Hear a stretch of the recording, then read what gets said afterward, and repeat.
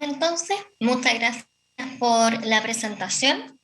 Ahora la invito a escuchar desde primera persona el testimonio acerca de qué significa transitar hacia la vida adulta siendo parte del espectro autista. Para ello, les voy a presentar primero a Arlene Sorkin, profesora bibliotecaria de 34 años de edad, activista del espectro autista en primera persona, quien a pesar de un diagnóstico tardío lleva más de 15 años visibilizando a la comunidad del espectro autista. Actualmente se dedica a la creación, curación, traducción y divulgación de contenido sobre autismo, déficit atencional y otras neurodivergencias.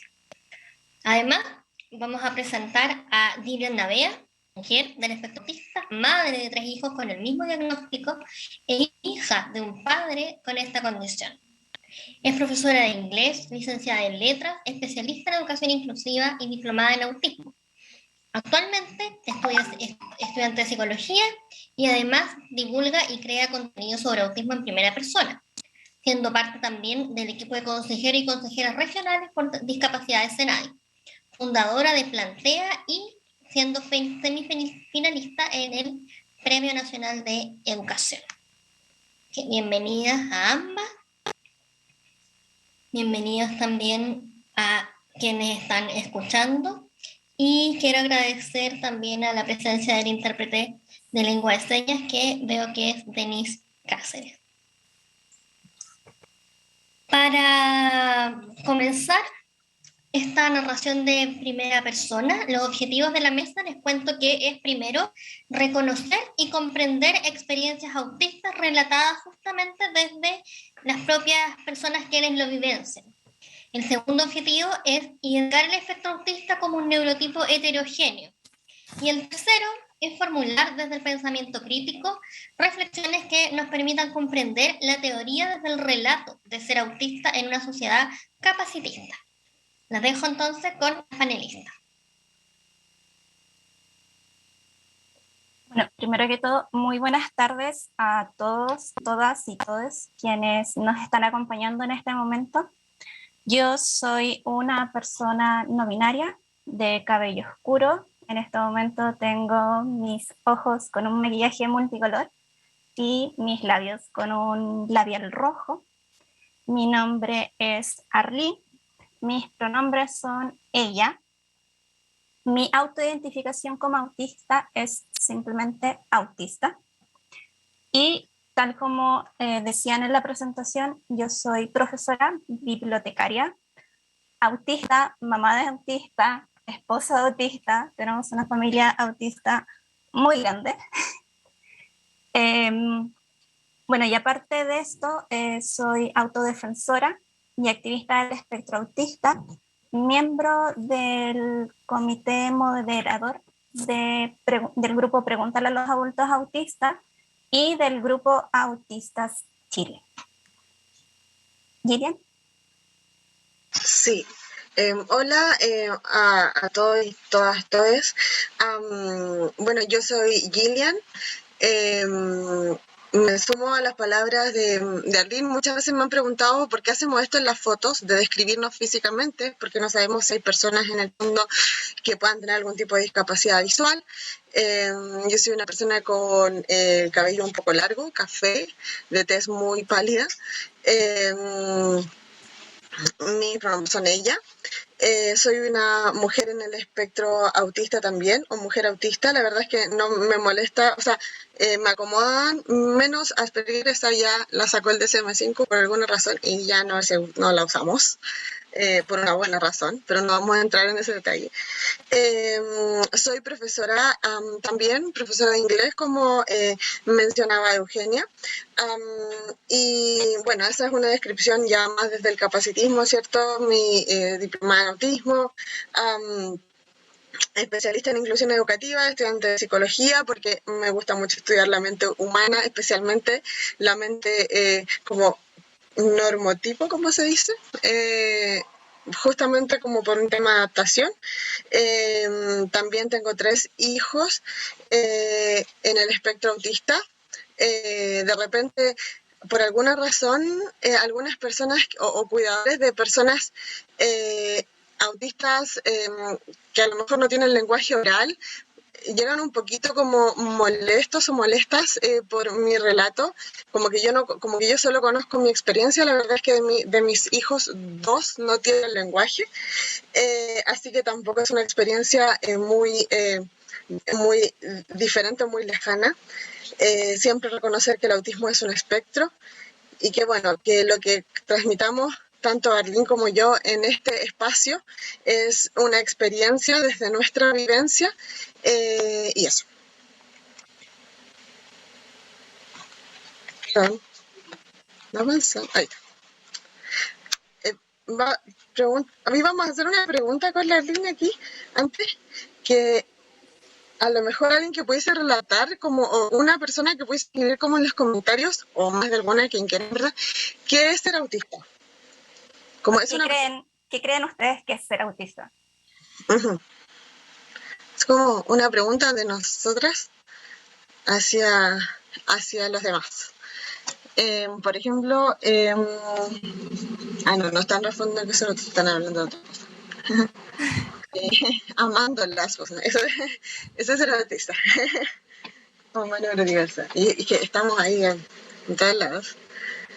No sé si alguien quiera como, o a lo mejor están tecleando todavía y se demoran en teclear, no calculamos eso. Ahí están como que ponen que es... no. No, Sí, no, no, parece, no nos responden. parece que hay un poquito de desfase igual. Tienes razón. Sí, ahí Doxa dice, soy un habitante en la humanidad, perdón. Sí, sí.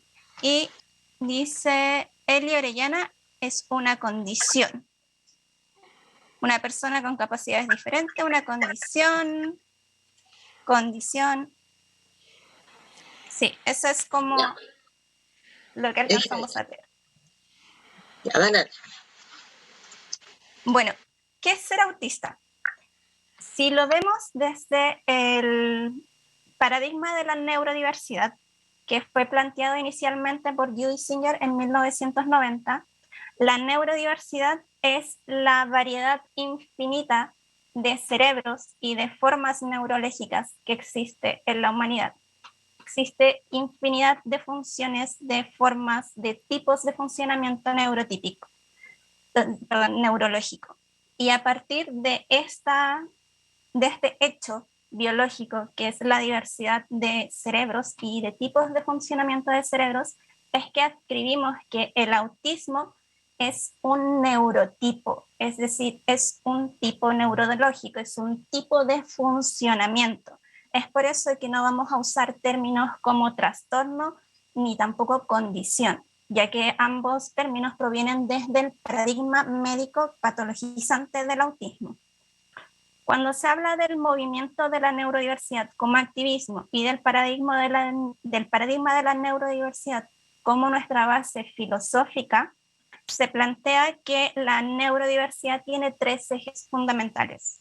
El primero, que todas las variedades neurológicas son naturales y valiosas. El segundo es que no existe un tipo neurológico normal o estándar o correcto, así como no existe una raza correcta o un género correcto.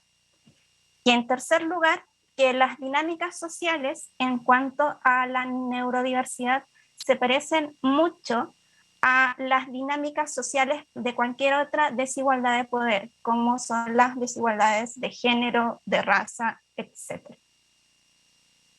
Cuando hablamos de autista, siempre vamos a hablar de un espectro. Es por eso nuestra imagen aquí con el símbolo del infinito, que ese es el símbolo de la neurodiversidad, y el espectro de colores, siempre es un espectro. Nunca vamos a hablar de niveles. No hay tipos de autismo, no hay niveles de autismo. Lo que sí podemos hablar es que cada persona autista va a tener distintas necesidades de apoyo. Y así como cada persona autista tiene distintas necesidades de apoyo y que van a ser tan individuales por cada persona autista, cada uno de los autodefensores y activistas vamos a hablar desde nuestra experiencia, no nuestras opiniones de Gillian y las mías van a representarnos a nosotras y en comunidad formamos comunidad autista. No vamos a representar a la comunidad en total, sino nuestro pequeño pedacito de experiencia que sumados nos conforman como comunidad.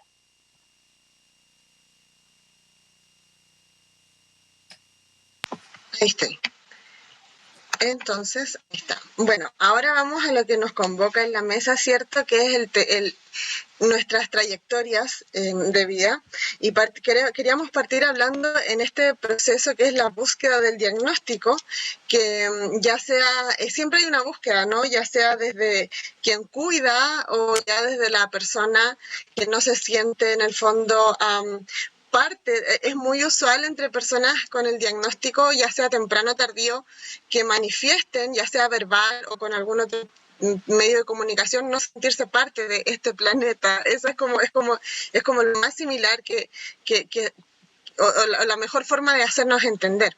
En mi caso personal, yo pasé por muchos diagnósticos antes de llegar al diagnóstico de autismo. En los años en que empezó a ver en el fondo mis particularidades, yo pasé por el primer diagnóstico que fue de las amigas de mi mamá, que era índigo, que eran creencias antiguas, ¿cierto? De hecho, antiguamente se decía que diagnosticar era etiquetar, por ende, se diagnosticaba a los niños y niñas ya empezaba la escolarización. Y cuando yo empecé a hablar, se asumió que era simplemente un poco extraña, que no pasaba nada más. Y claro, hoy en día yo les comentaba que dentro de mis hijos, por ejemplo, yo tengo uno de mis pequeños que es verbal, y justamente hoy día en una reunión PIE conversábamos cómo el pequeñito que es verbal es quien más ha sufrido con el sistema escolar, justamente porque y hablo de factores externos, ya no de factores internos, y es porque se hace más invisible su situación y por ende, si bien nos preocupa más el desarrollar estrategias comunicativas para quienes no tienen el lenguaje oral, que es como el más aceptado, también en el fondo hay que ver esta otra área, ¿cierto? Es una discapacidad invisible cuando la persona usa el lenguaje oral. Bueno, luego de esto vienen un montón de diagnósticos, colon irritable siendo muy pequeña, fobia social, depresión, incluso momentos en que a lo mejor miembros de mi familia se sintieron muy mal porque hubo adultos que hasta sospecharon de posibles abusos porque algo pasaba, ¿cierto? Después finalmente, bastante tarde, se llega ya al diagnóstico de espectro autista. Fue con harta ayuda de quien ahora es mi esposo, bueno, con quien llevo la mitad de mi vida en realidad, pero claro, no era normal, entre comillas, que ante una frustración yo me escondiera a golpearme la cabeza, por ejemplo, y yo no sabía cómo trabajar ciertas áreas de mí y simplemente sabía que yo no encajaba en ningún espacio, en ningún lugar, y viene el sentimiento de soledad, viene el sentimiento de rechazo, vivir en una sociedad que es muy irónica, que recurre mucho a la metáfora, a la broma, sin entender bromas, es caótico, y sin entender por qué, porque después cuando ya llega el diagnóstico comienza todo a tener un poco de sentido. La verdad es que incluso hablaban recién del caso de Yerko. En mi caso, yo, claro, reprobé todo el primer año de universidad porque de repente hablaban de tips muy pequeños, como llevarlo a conocer el lugar, bla, bla, bla. Yo reprobé todo el primer año de universidad simplemente porque me daba miedo el sonido del metro y no quería tomar el metro. Entonces, viene todo un proceso de descubrir y de buscar ese diagnóstico que al final termina siendo como una segunda oportunidad de vivir, básicamente, y no estoy exagerando. Y estoy divagando. Mira, tengo todo lo que tengo que decir, pero me disperso N. Así que eso por ahora, Arlene. Hablando de dispersas, perdón. Sí, la búsqueda del diagnóstico. Como, como se comentaba al inicio, yo tengo muchos años de experiencia dentro de la comunidad autista por el diagnóstico de un familiar. Esto me permitió conocer experiencias de adultos autistas y adultas autistas. Yo soy una persona no binaria, pero es muy común que las personas, que las mujeres o las personas asignadas mujer al nacer no accedan a diagnósticos porque los rasgos no encajan con los estereotipos de una comunidad médica que usualmente hace las evaluaciones solamente centradas en nombres y géneros heterosexuales blancos. Entonces, luego de conocer a la comunidad autista adulta, me di cuenta de que definitivamente yo era autista y empecé a consultar porque yo hasta ese momento tenía el diagnóstico de trastorno de ansiedad generalizada. Y eso fue más o menos en el 2017, empecé a consultar a mis distintos psicólogos, psiquiatras, sobre la posibilidad de ser autista, de que yo había leído esto, había investigado, había conocido otros autistas, y las respuestas de mis médicos tratantes en ese momento eran muy capacitistas, del estilo, tú no puedes ser autista porque hablas, o tú no puedes ser autista porque miras a los ojos, o tú no puedes ser autista porque estudiaste una carrera, porque estás casada, porque tienes un hijo, etc. Afortunadamente ha aumentado el conocimiento y ha aumentado un poco el acceso a profesionales en Chile que conozcan más sobre la presentación atípica del autismo, sobre todo en mujeres y personas asignadas a mujer al nacer. Y fue en uno de estos centros especializados donde finalmente pude obtener mi diagnóstico y donde pude confirmar que efectivamente yo tuve razón todo el tiempo y de que sí soy autista. Y fue gracias a esta lucha por conseguir mi diagnóstico, porque fue una lucha contra este sistema médico patologizante, que incluso después de haber obtenido mi diagnóstico, yo vuelvo a asistir con otro psicólogo y no me cree y me da la misma respuesta. Entonces, la falta de profesionales capacitados en Chile, si bien hay más, sigue siendo altamente preocupante, sobre todo en el ámbito de la atención de salud pública. Gillian.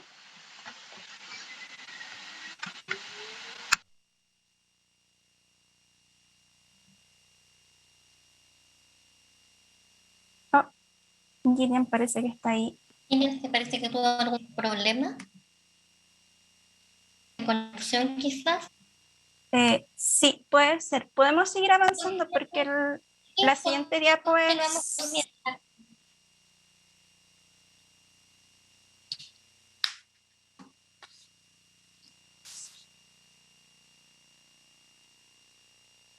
De haber perdido la conexión. Sí. ¿No se ve la diapositiva? ¿Tampoco? No se ve la diapositiva, no.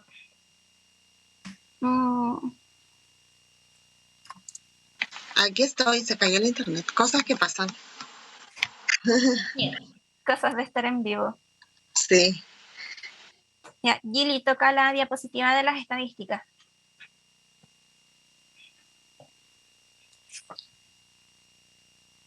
Ahí vamos.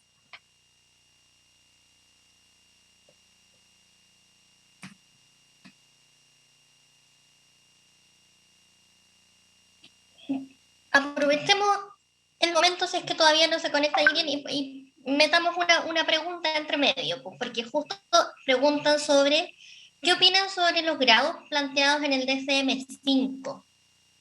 ¿Les sirven a los profesionales? Estamos hablando de... Yo creo que muchos padres cuando reciben el diagnóstico y les dicen un grado, así como, no sé, es alto, medio, bajo, es altamente funcional, medianamente funcional, bajamente funcional, yo no soy una lavadora, yo no funciono. Ningún autista es una máquina para que funcione. Entonces, cuando se habla de grados, es justamente para que los profesionales médicos o los profesionales que hacen apoyos terapéuticos sepan el nivel de apoyo que necesitan. Es solamente para eso. y a los profesionales cuando hacen el diagnóstico se les olvida o simplemente no les explican a la familia que esto no quiere decir que su hijo sea más o menos autista.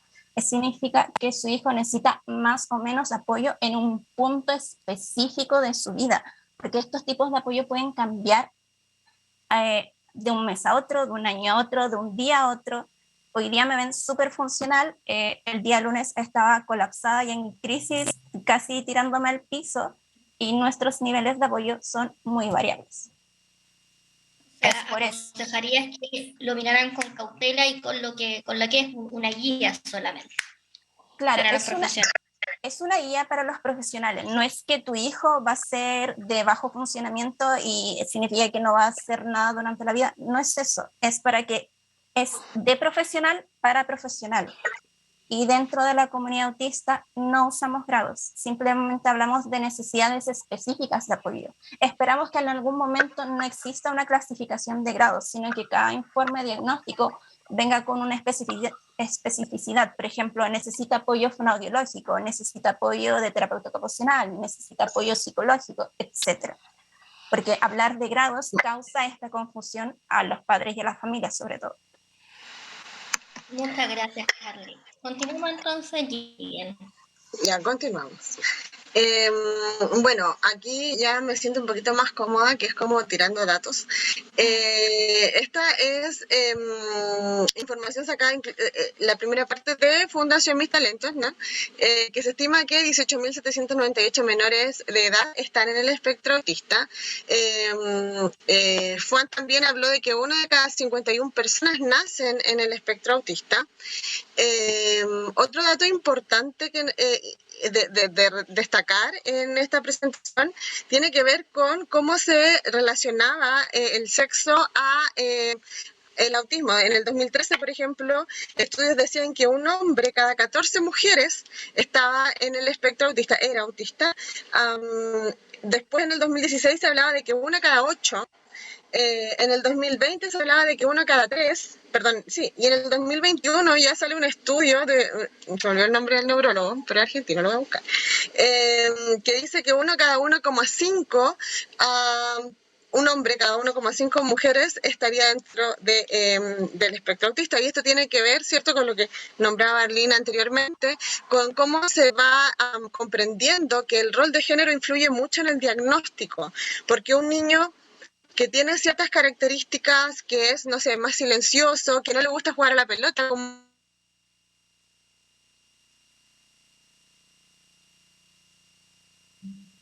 con problemas de conexión y eso, ¿no?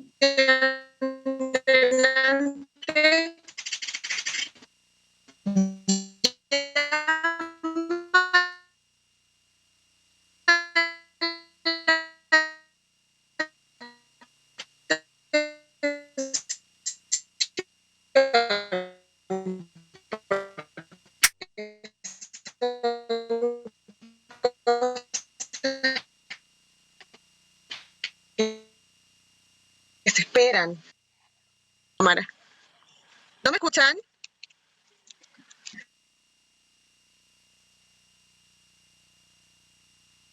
Gillian, retoma, por favor, porque te estamos... Ay, no, qué mal.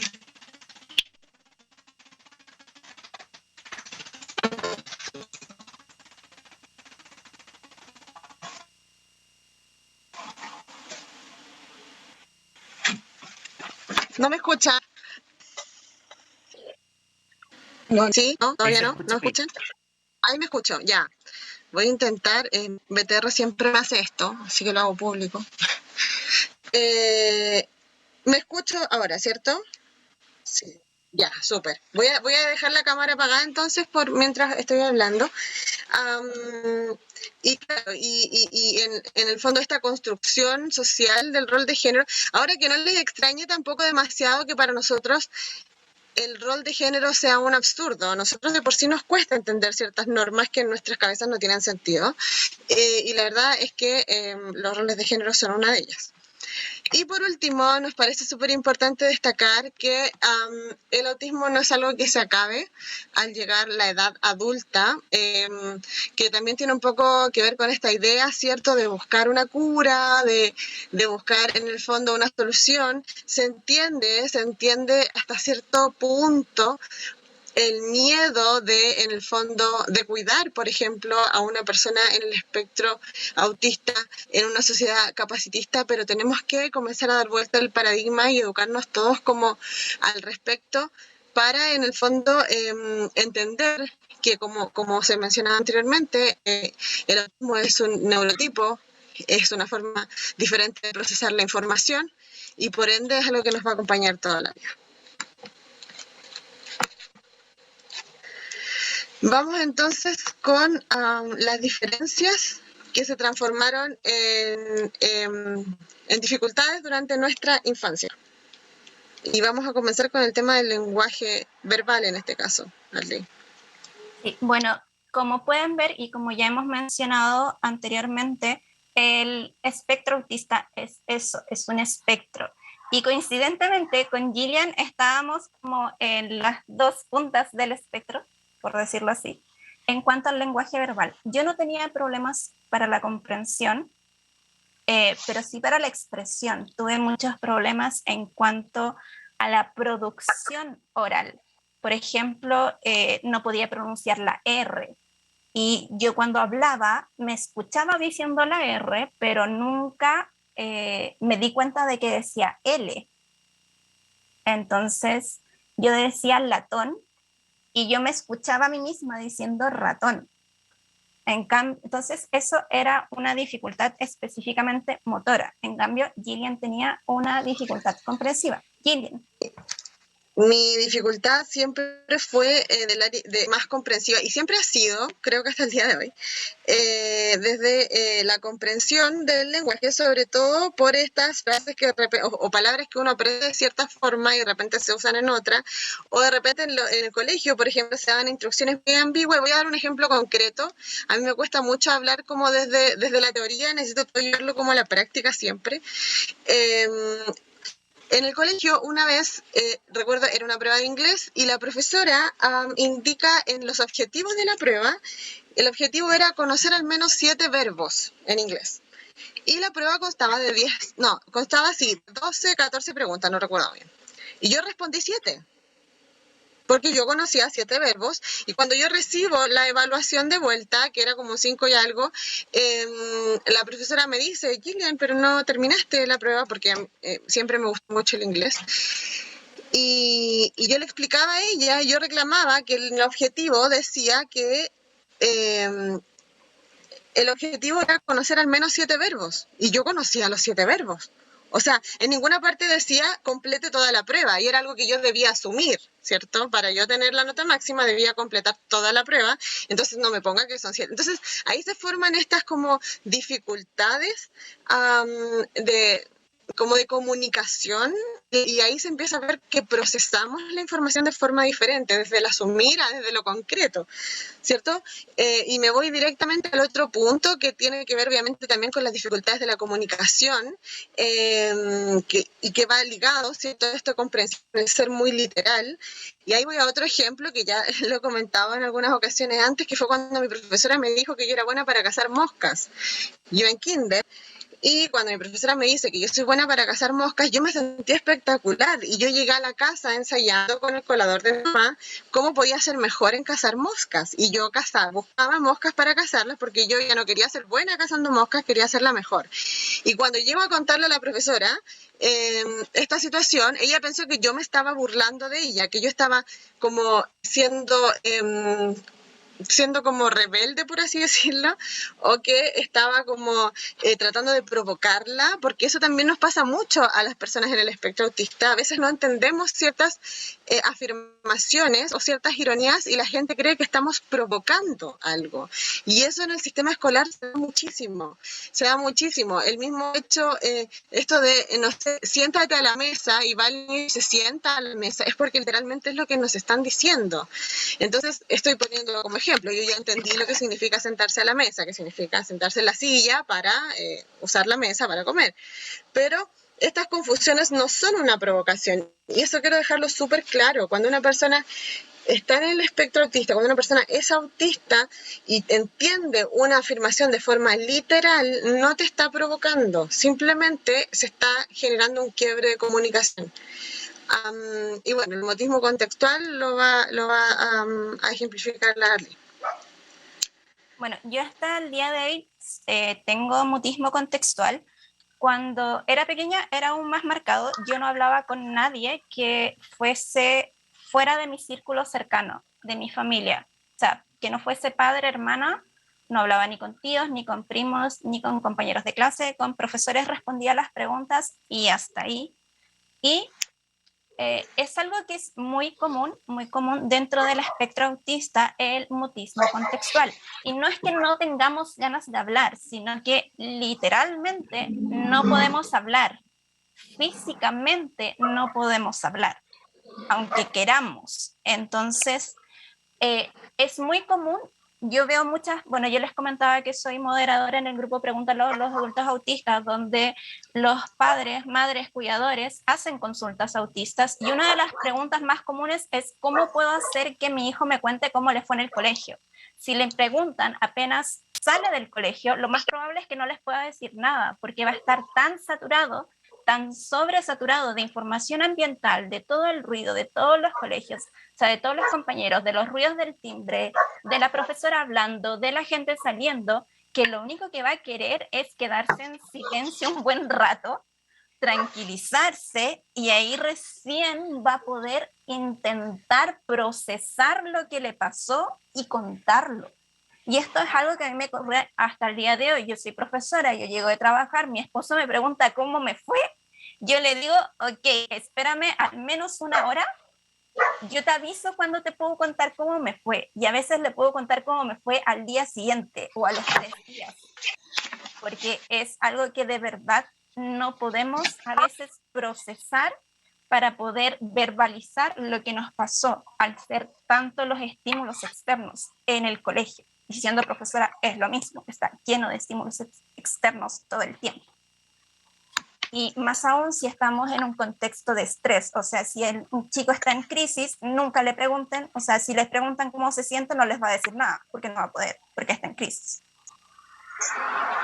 Lo mismo, así como refiriéndome a lo mismo que decía Arlene recién, otra cosa importante en ese caso de cómo puedo hacer que mi hijo me cuente tal cosa es también evitar las preguntas muy ambiguas. El cómo te fue hoy día. Pasaron tantas cosas que en momentos me fue bien, en otros momentos me fue mal y en otros más o menos y la verdad es que cómo te cuento todo. Ahora, si resumimos esa pregunta a ¿qué fue lo que más te gustó del día de hoy? ¿Qué fue lo que menos te gustó el día de hoy? Ahí nos están dando una información específica. Ok, lo que más me gustó. Y al ir como preguntando por información específica va a ser más fácil ir generando un discurso de cómo nos fue y así en cualquier situación, ¿no?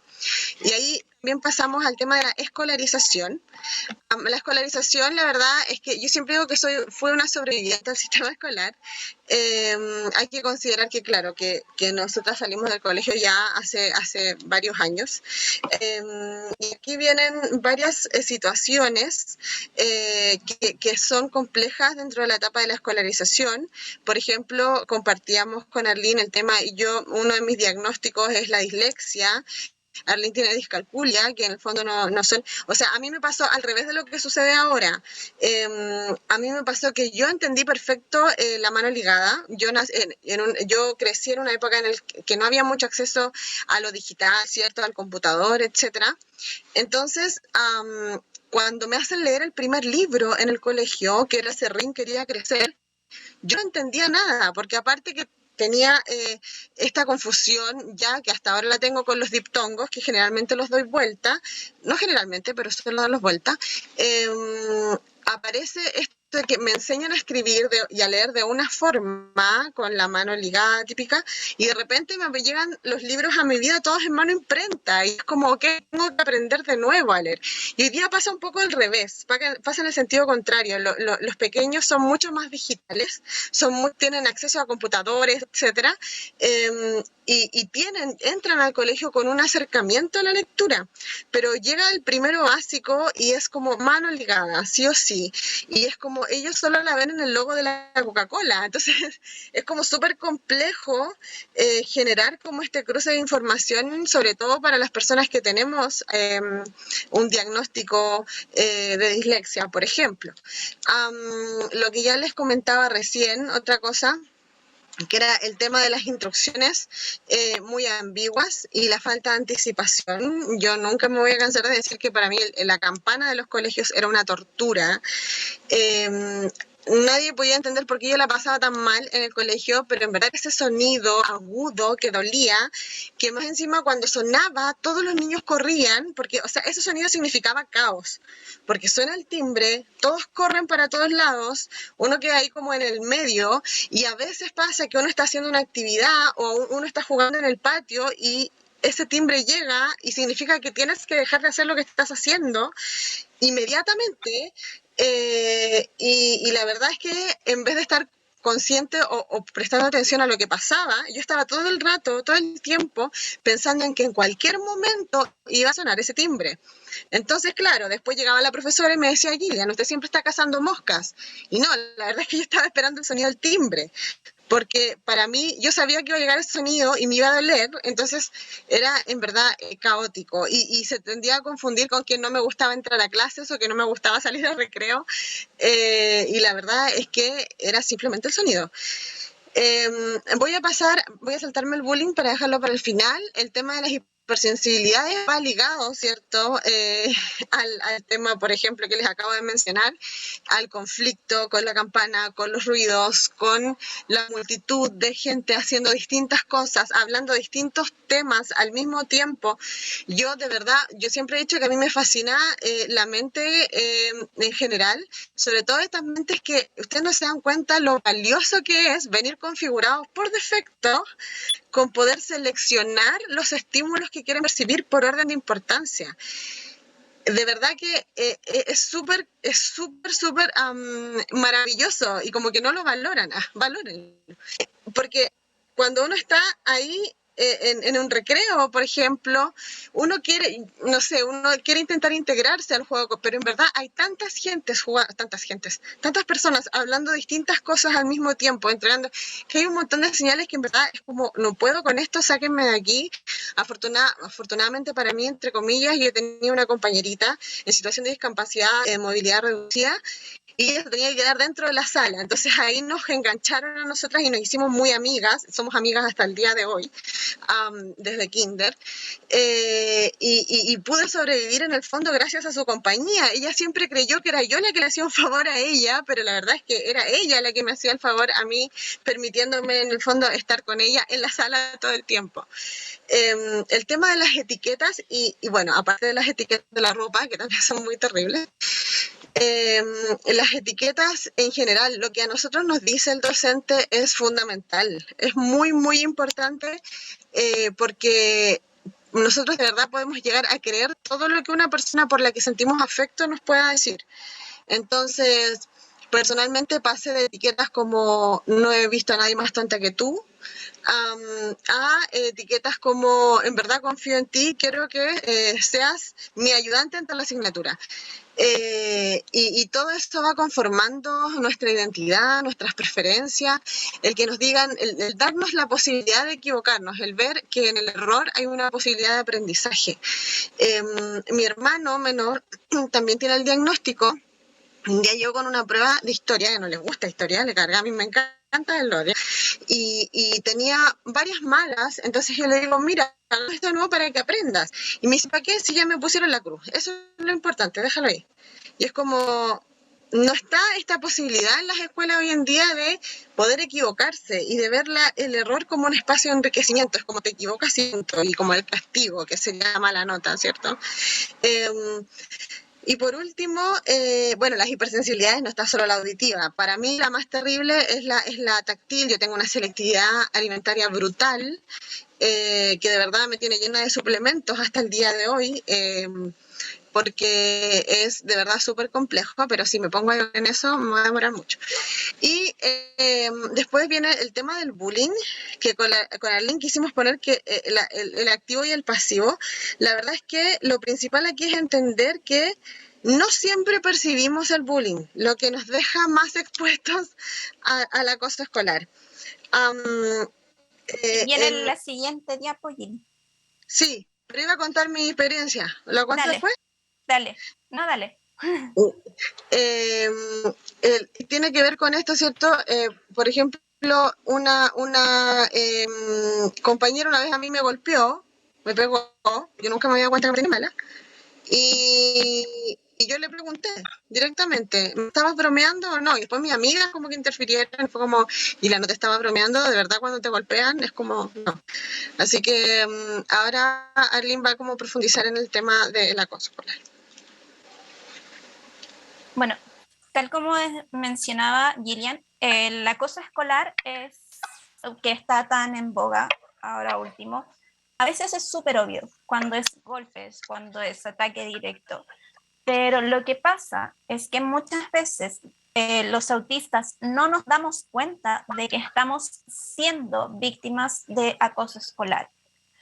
O si nos damos cuenta, no sabemos cómo verbalizar y cómo pedir ayuda.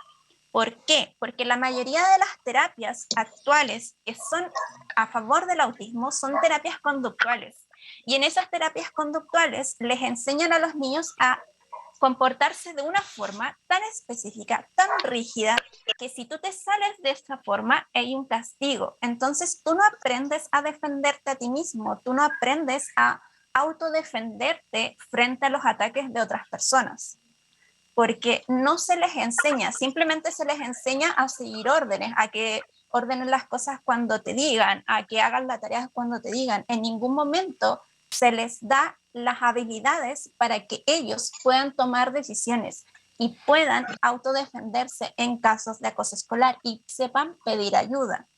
Esto también es súper importante, que los adultos y los docentes, sobre todo a cargo, sean capaces de detectar cuando un estudiante, sea autista o no, cuando un estudiante esté siendo víctima de acoso escolar, porque en el caso específico de las autistas, ahora no vamos a saber siempre que estamos siendo víctimas de acoso. Yo tuve la fortuna de sufrir, fortuna entre comillas, de sufrir acoso pasivo, es decir, nunca fueron agresiones físicas, fueron la clásica ley de hielo, de no te invitamos, no te hablamos, no trabajamos contigo, y nunca fue algo más directo porque sabían que si me hacían algo más directo no los iba a ayudar con las tareas, pero tampoco estaba esa inclusión al grupo curso o la inclusión a un grupo de amistades. Siempre está esta percepción de que te dejaban afuera de todo lo que estaban haciendo. Y eso también es una forma de acoso escolar, cuando se coordinan para dejarte afuera porque tú eres la rara, la tonta, la que no habla, la pesada. Es muy común, por ejemplo, que los autistas nos digan que somos pesados o que somos engreídos o que somos antipáticos, simplemente porque nuestras formas de expresión o nuestra forma, incluso nuestra cara, me ven ahora que yo estoy súper seria, pero en realidad no es que sea seria toda la vida, esa es mi cara. No estoy enojada toda la vida, soy autista.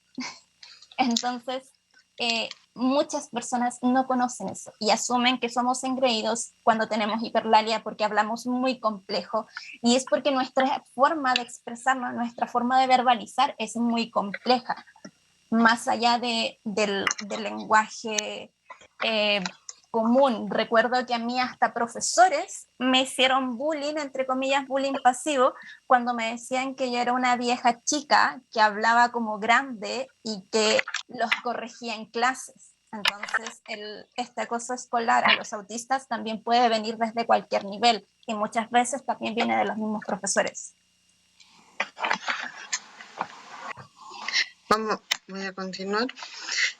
Ahí también viene el tema ligado de la posescolarización desde nuestra experiencia. ¿Qué pasa ahora? ¿Qué se espera de mí? La verdad es que es súper complejo cuando se rompe la burbuja de la escuela, porque acá hay un tema súper importante que es que parece ser que la inclusión todavía es una esfera que cubre o que pretende cubrir a las escuelas, incluso hoy en día, pero la sacamos poco de ahí. ¿Cierto? No la hacemos, no la propagamos en acción. Cuando hablamos de la inclusión fuera de las escuelas, nos referimos no sé, a ingenieros civiles teniendo asignaturas de accesibilidad y de inclusión.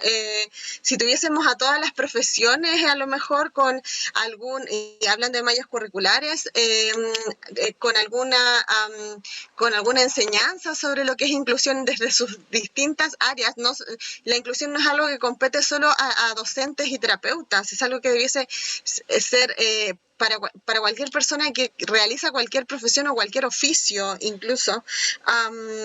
Y ahí viene ese drama, ¿cierto?, de cómo todos esperan cosas de uno.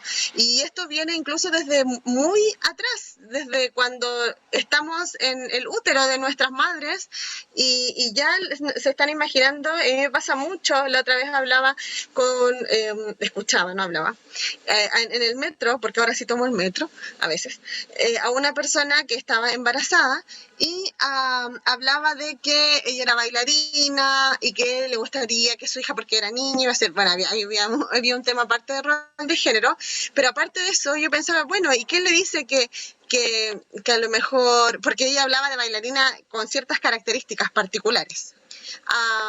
Sí, puede ser bailarina, incluso si a lo mejor tiene movilidad reducida. ¿Habrá pensado esa mamá, si esa niña tiene movilidad reducida, cuáles son las estrategias que va a usar ella para poder lograr que su hija sea una bailarina? ¿Querrá su hija ser una bailarina realmente? O a mí me preguntaban, me decían, tienes que ser más rígido con tus hijas porque en la universidad no las van a tratar así. Y mis hijas tenían 3 años. ¿Cómo saben que mis hijas quieren ir a la universidad si tienen 3 años de edad? Entonces, todos esos comentarios tienen un peso muy grande. O cuando nosotras, yo sé que Arlene también lo ha pasado, nos dicen, hoy ¿nos puedes contar a qué edad empezaste a hablar? O nos puedes contar, porque se esperan cosas de nosotros. No todas las personas autistas van a hablar, y eso lo tenemos que tener claro. No todas las personas autistas van a usar el lenguaje oral como herramienta comunicativa, y es nuestra obligación como cuidadores entregar una herramienta comunicativa que le permita a esa persona expresar sus necesidades, si es que no se puede con el lenguaje oral. Entonces, ahí vienen un montón como de expectativas, y que con el tema del post-escolarización yo creo que explotan mucho más, porque viene todo esto de qué vas a hacer, qué vas a trabajar, toda esta presión social, ¿cierto?, que se entiende porque las personas que nos cuidan quieren que seamos independientes, claramente. Pero ¿qué significa ser independiente? ¿En verdad tengo posibilidad de decidir en esta posescolarización? ¿Dónde está bueno, que ahí, por lo que estaba viendo, Eugenia está trabajando un poco en esa área, pero cuando nosotros salimos no había. ¿Cuál es la conexión que existe entre la escuela y el lugar donde uno se va a desempeñar después, ya sea el instituto, no sé, la práctica profesional, si fue un técnico, qué sé yo? ¿Dónde está la conexión? ¿Dónde está lo que nos permita entender lo que viene ahora? Porque es un cambio súper violento. O sea, yo me eché el primer año solamente porque no iba. Entonces, ¿cuántas son las personas autistas que a lo mejor tienen ganas de entrar a la educación superior y desertan en el camino? Muchísimas, muchísimas. Y no solamente en el espectro autista, en diversas condiciones, diversas discapacidades y diversos neurotipos. Eso, me emociona hablando de este tema, ¿verdad? ¿Algo más que agregar ahí, Arlene? Nos paso a la siguiente. Sí, dame un poquito. Posescolarización. Yo sufrí de tener padres muy capacitistas y muy perfeccionistas, así que en mi casa nunca aceptaron que yo tuviese algún tipo de dificultad de aprendizaje, nunca aceptaron mi problema de lenguaje, nunca aceptaron mi discalculia. Y en cuanto a mi posescolarización, no había más alternativa en la vida que la universidad. Y como veníamos de una familia de estratos bajos, era sacar el mejor puntaje de la vida y entrar gratis, porque en esa época no existía la educación gratuita, así que era o beca o beca. Y yo me crié con esto de que sí o sí tengo que matarme estudiando, sí o sí tengo que tener puntaje sobre 700 puntos, sí o sí tenía que ser la primera seleccionada de la carrera para poder estudiar y tener becas, etc. Y hice todo eso. ¿Qué ocurrió? Segundo año de la carrera, crisis. Crisis. ¿Por qué? No por el ámbito académico, que en realidad nunca fue una dificultad. Crisis porque tenía que movilizarme todos los días en bus y yo tengo problemas en el ámbito vestibular. Como en esa época yo no sabía que era autista, nunca supe que mis crisis eran por los viajes constantes. Entonces, cuando hablamos de la posescolarización, también hablamos de qué tanto preparamos a nuestros hijos para la vida. A mí me centraron tanto en que tenía que llegar a la universidad y nunca me enseñaron a ir a comprar un dulce a la esquina. Nunca me enseñaron a ir a comprar a un supermercado. Nunca me enseñaron a cocinar, porque mi única meta era la universidad y estudiar. Y cuando llegué e intenté ser una adulta responsable, me di cuenta de que no tenía habilidades para la vida, como se las suelen llamar. Y hasta el día de hoy, gracias a mi diagnóstico también, me doy cuenta de que yo no puedo vivir de forma independiente. Sería imposible que yo viviese de forma independiente, porque se me quema la comida, se me queda prendida los calentadores, se me queda el gas y yo lo voy a encender y tengo una pequeña explosión. No podría estar sola, vivir sola. Siempre necesitaría apoyo de un acompañante. Y decir eso a mis 34 años, a los papás de niños de 2 años que lo único que quieren es que sus hijos sean adultos independientes, les cambia el paradigma. Porque yo les digo, hello, yo tengo 34 años y no soy independiente. Y no hay nada de malo en eso. Y muchos de sus hijos nunca van a ser independientes. La diferencia entre ser independiente, como lo ve la sociedad, y ser autónomos es que yo tomo las decisiones por mí misma. Yo tomo las decisiones de cuándo quiero trabajar, de dónde quiero trabajar, de qué quiero hacer en mi casa, de qué quiero para mi vida. Entonces, ser independiente y ser autónomo son cosas distintas. Ya, ahora sí, dale, Miguel. Y otra cosa importante, la otra vez veía la diferencia entre la independencia y la interdependencia. Y es súper importante también entender que somos comunidad y ser independiente, claro, es una cosa, pero ser interdependiente contempla también la existencia del otro y de repente como sociedad y como comunidad también podríamos empezar a buscar esa interdependencia. Obviamente no desde un ámbito, de una visión colaborativa, no desde una visión competitiva. Y eso. Dale, Arlene, estoy subido. Ya. Experiencias de capacitismo. Ya hemos hablado de capacitismo durante lo que va de la jornada, pero siguiendo a Castañeda y Peters, el capacitismo es una forma de discriminación o prejuicio hacia individuos con discapacidad física, mental o desarrollo que se caracteriza por la creencia de que estos individuos deben ser arreglados o de lo contrario no pueden funcionar como miembros completos de la sociedad. Hay muchas formas de capacitismo. Somos capacitistas cuando creemos que sí o sí un autista tiene que ir a terapias porque si no, no va a surgir en la vida. Somos capacitistas cuando no creemos que una persona autista pueda estudiar. Somos capacitistas cuando nosotros mismos, los autistas, nos forzamos a seguir trabajando y seguir trabajando y seguir trabajando hasta el punto del colapso. El capacitismo es todo aquello que tú piensas que eres menos por tu discapacidad. No somos menos por nuestra discapacidad. Gillian, experiencias sobre capacitismo. Sí, como decía Arlene, el capacitismo, ¿cierto?, tiene que ver con esto de creer que nuestra como función nos define. Y claro, una experiencia, por ejemplo, la más cercana que tengo fue una vez que tuve un colapso sensorial, iba en el auto, entonces lo primero que se me ocurre es, porque obviamente es peligroso, yo manejo solo en mi comuna, aprendí a manejar. Para mí es un gran logro, aunque no salgo de Puente Alto, pero iba y necesitaba estacionar y lo primero que veo es un estacionamiento para personas en situación de discapacidad en un supermercado.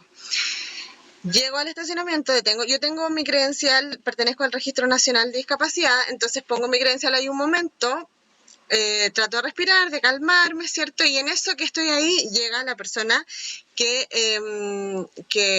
ve los estacionamientos y me dice que no puedo estar ahí, asumiendo inmediatamente que yo no era una persona en situación de discapacidad. Entonces yo le explico que eso solo va a ser unos minutos porque aparte también tengo un mutismo contextual. Él me dice que no puedo estar ahí porque me pueden pasar un parte. Entonces yo lo primero que hago, como no podía hablar, tomo mi credencial y se la muestro simplemente, como para que me deje unos minutos, porque si no voy a terminar llorando mal y no quiero llegar a eso, nadie quiere llegar a eso. Y el comentario que hace es, está en situación de discapacidad y tiene un auto mejor que el mío, y se va. Y yo me quedé pensando en cuánto tenemos arraigada esta idea de que la discapacidad es caridad, ¿no? Porque una persona en situación de discapacidad tiene que estar peor que yo, porque está en una situación de discapacidad. Cuando se supone que la mirada inclusiva, el paradigma inclusivo quiere en el fondo romper estas barreras, estas situaciones que son discapacitantes para que tengamos las mismas oportunidades dentro de lo que se puede. Entonces, yo quedé así, no dije nada, no pude hacer nada, ni siquiera peleé, como que tomé el auto y me fui arriesgándome también. Sé que fue irresponsable de mi parte, pero la situación en sí después me dejó reflexionando.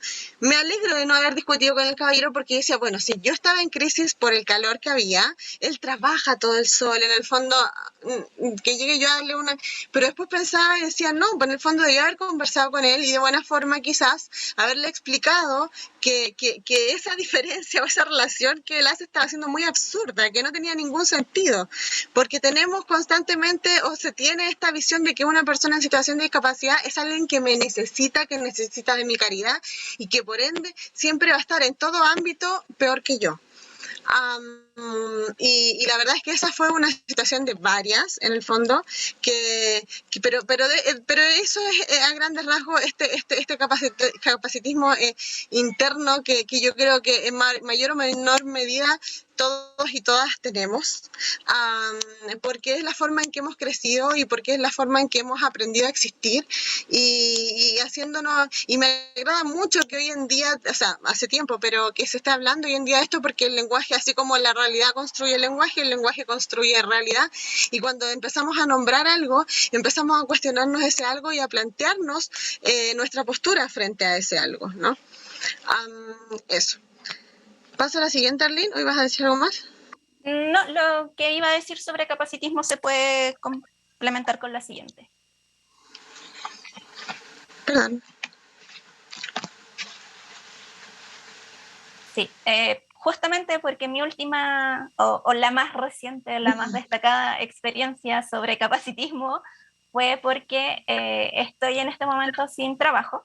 Tuve que renunciar a mi trabajo anterior justamente por esto de los traslados, me quedaba muy lejos, tenía que trasladarme 3 horas, mucho para mi hipersensibilidad sensorial vestibular, así que tuve que renunciar y estaba buscando trabajo nuevo. Yo soy profesora, trabajo en biblioteca. Llegué a un colegio, yo muy contenta porque no tengo filtro, yo le digo a todo el mundo que soy autista, muy contenta, les digo a mis entrevistadores que soy autista, no tienen ningún problema, yo muy feliz con ellos, o sea, no se espantan de que sea autista, genial, es un buen colegio.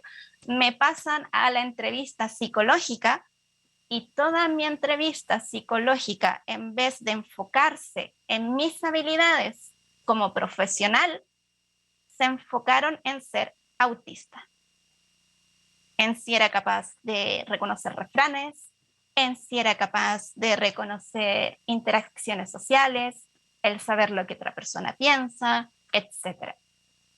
En el momento me sentí increíblemente incómoda porque obviamente habiendo trabajado más de 10 años, más de 10 años trabajando, sé cómo es una entrevista laboral usual. Y supe de inmediato que las preguntas que me estaba haciendo esa psicóloga laboral no eran preguntas laborales para el cargo, sino que se habían centrado simplemente en mí siendo autista. Y cuando paso a la entrevista psicológica y yo digo, ok, tal vez fue impresión mía, no hay problema. Llegamos a la entrevista final,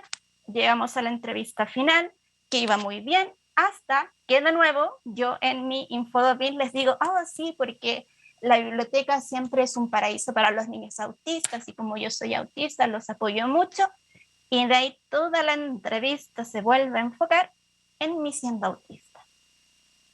Entonces, cuando se habla de inclusión en los colegios, cuando se habla de inclusión a los estudiantes, creo que también estamos dejando de lado, muy de lado, que también hay que incluir a profesionales autistas, a profesionales con otros tipos de discapacidad.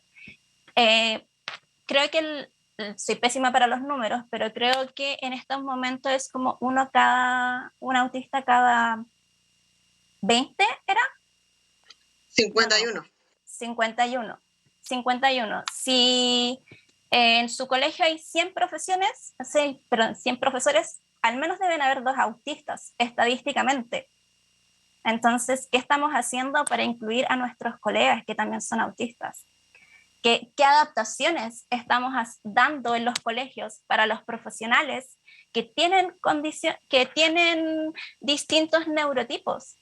¿Qué adaptaciones le damos a un profesor que es autista, a un profesor que tiene déficit atencional, a un profesor que pueda tener discalculia? ¿Se considera eso en las adaptaciones, en los programas de integración? ¿La dirección lo toma en cuenta?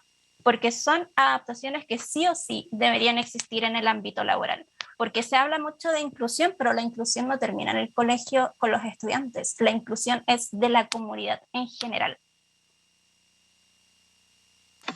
Sí, y por último, añadir a lo que dice Arlene, ya para ir finalizando también, un ejemplo que siempre doy, que tiene que ver, que es una respuesta a muchos papás, mamás, cuidadores que de repente nos preguntan si debiesen o no decirle a su hijo o hija que tiene el diagnóstico de autismo, si debiesen comunicarlo, cómo debiesen decírselo. Y siempre, como digo, me cuesta mucho hablar como desde la teoría, pero siempre lo llevo a experiencias concretas, y yo siempre digo que yo crecí siendo un círculo deforme. Yo me miraba y veía un círculo deforme, intentaba alinearme a los demás círculos, pero no me resultaba, hasta que de repente llega alguien y me dice, tú no eres un círculo, eres un cuadrado, por eso te ves como un círculo deforme. Y me miro y digo, wow, soy un cuadrado perfecto. Y empiezo a mirar y me doy cuenta que en verdad hay muchos cuadrados, y no solamente hay círculos y cuadrados, hay estrellas, hay triángulos, hay rectángulos, hay corazones, hay un montón de figuras geométricas por todas partes, y ahí uno dice, en el fondo, es increíble dejar de ser un círculo deforme para empezar a ser un cuadrado perfecto. Y eso como que sí, quiero dejar súper como marcado en la importancia, en el fondo, no de armar un momento especial, una cena especial para contarle a tu hijo o a tu hija o a la familia que esta trágica noticia, porque nosotros igual percibimos cuando hay problemas en el colegio. Por ejemplo, yo estuve en 5 colegios y viene toda la carga de ver sufrir de repente a nuestros cuidadores y decir, wow, no me aceptan en ningún colegio porque hay algo malo conmigo. Ay, pero aparte yo estoy haciendo llorar a mi mamá, o yo estoy haciendo sentir mal, a pesar de que ellos lo hacen por protegerte. Ya ellos sufren porque quieren cuidarte y están enojados como la escolarización funciona, no contigo, no quieren culparte, pero aún así nosotros los vemos llorar. Entonces empieza toda esta sensación de culpa. De repente tratar de, aunque nos cueste entender la diferencia, aunque al principio parezca algo muy, muy terrible, tratar de estos comentarios hacerlos en una zona de confianza donde tampoco estemos afectando a nuestro niño, a nuestra niña, a nuestro adulta, quien sea, porque a veces pareciera que estamos en otro mundo, pero no estamos en otro mundo, estamos siempre acá, muy conectados también en parte con la realidad y entendiendo también en parte lo que está pasando alrededor. Entonces, por más que sientas que tu hijo, tu hija o la persona que no necesariamente un hijo o una hija, tu hermano, no sé, no tenga intención comunicativa, que pareciera que no, te aseguro que hay muchas cosas que sí está entendiendo, solo que a lo mejor no puede exteriorizarlas. Entonces quiero hacer la invitación también a a ser cuidadosos y cuidadosas con cómo nos expresamos sobre lo que es la condición. De repente la gente se enoja mucho cuando las personas autistas nos enojamos porque, no sé, porque hablan de que tal comida va a curar el autismo y no sé qué. Pero es que nosotros también estamos cansados de que se hable de lo que nosotros reconocemos como nuestra identidad, como lo peor que le puede pasar al mundo, y para nosotros es doloroso. Entonces quiero que sepan, de repente dicen, ay, que es puro resentimiento. Obvio que sí, ¿cómo no vamos a estar resentidos si somos lo peor? Si es como, no hagas esto porque te puede salir autista el hijo, y es como, ya sabemos que no quieren ser como nosotros, ya sabemos que... Entonces todos esos comentarios que de repente se tiran como a la ligera en grupos de autistas o en espacios, nosotros los vamos recibiendo, los vamos procesando y nos van haciendo de repente tener ciertas reacciones. Así que eso básicamente y eso.